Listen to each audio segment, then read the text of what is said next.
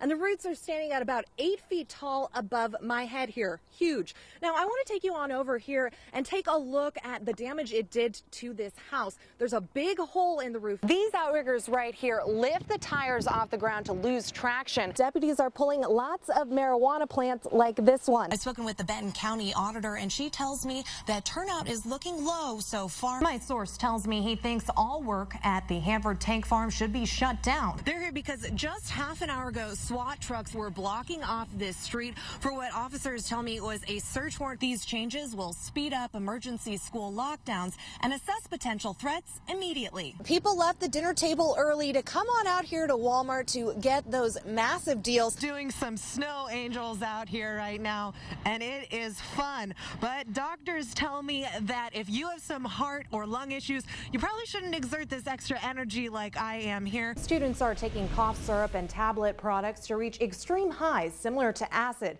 Some think it's not a harmful high because you can get it off the drugstore shelf, but it can be deadly. Kennewick schools say it's growing in popularity and it's becoming an epidemic.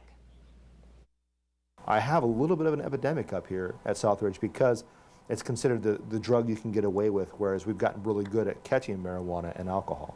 Kennewick high schools are finding more students using cough medication products to get high. They're doing it at school, and school resource officers say within the last 6 weeks there's been an increase in students caught abusing the medications. Students are using cough syrup like Delsum or Robitussin and cough suppressant tablets they refer to as CCC. Kids are taking these cough syrup bottles and chugging them to get a high that'll last them through the school day, then tossing the bottles in the trash, and school resource officers are finding them. I would see marijuana, I've seen meth, I've seen ecstasy in the school, but the thing is I haven't seen Delsum. I haven't seen this prolific amount.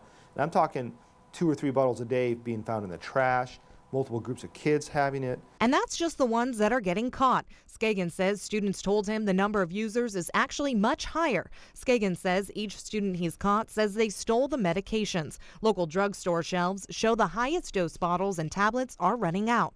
From Southridge over to Kamiakin High School, students can face major medical complications from the drugs. Just on Friday, 3 female students went to the ER after overdosing on CCC tablets. Nurses say common signs a student is high on these drugs include acting drunk and life-threatening high blood pressure, but it gets worse. Eyeballs, one was looking straight forward and the other one was bouncing back and forth.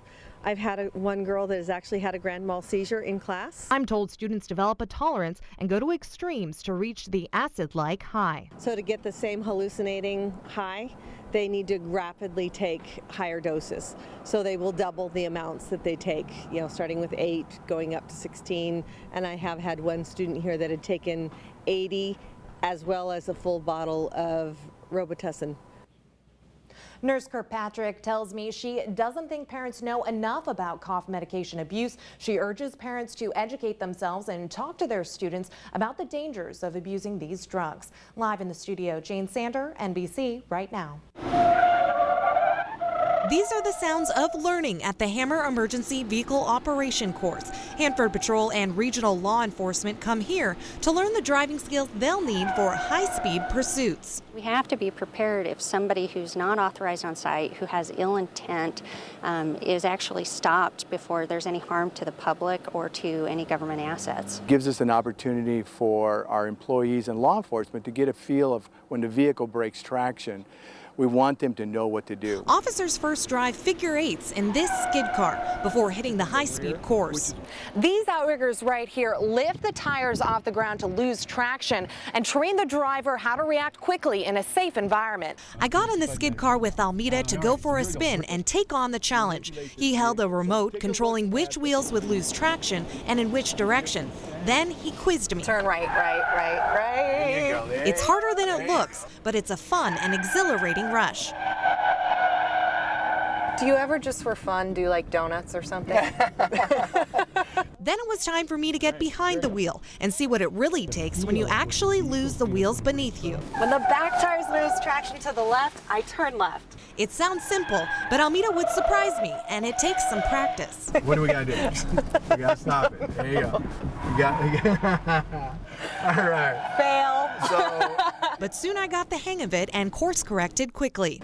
That was fun! Next, Almeida showed me how the pros do it. In a patrol car, He drove over 80 miles per hour on the high-speed course, around sharp turns, veering away from barricades, and weaving through cones.